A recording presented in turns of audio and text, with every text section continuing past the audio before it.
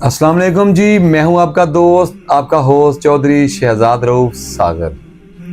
आज की जो पोस्ट है वो वॉरेन बफेट के बारे में है।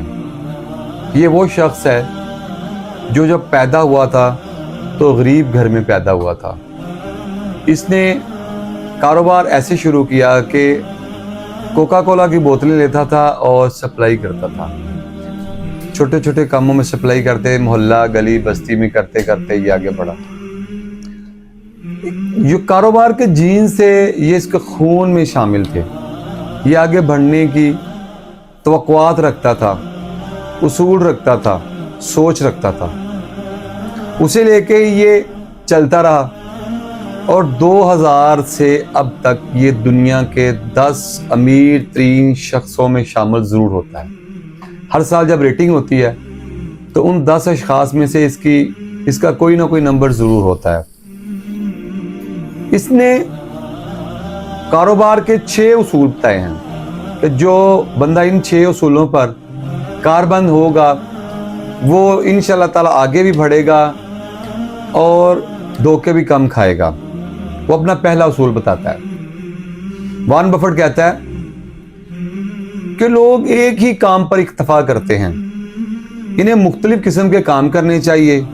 जो एक ही काम करते हैं वो हमेशा डिप्रेशन, दबाव का शिकार रहते हैं। आप नौकरी करें या कारोबार करें, ये कभी भी कोई भी काम मुस्तकिल नहीं होता, इसमें उतार चढ़ाव आता रहता है।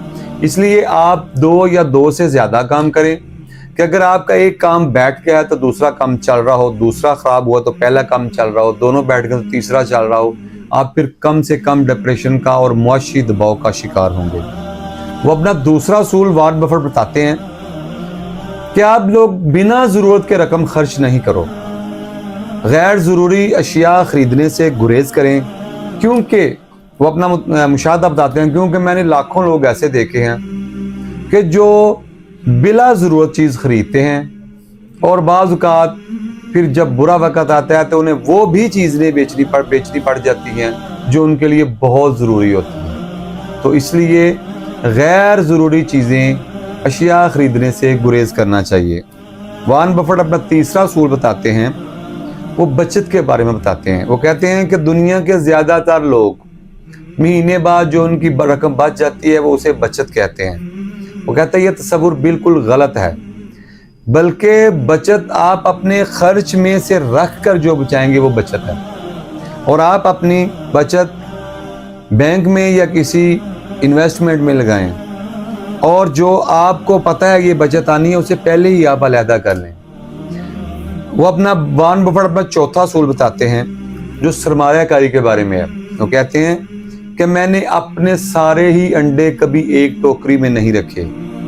मतलब इसका मतलब है कि सरमायाकारी और बचत को कभी भी उसने एक जगह पर, कहता है, मैंने नहीं लगाया।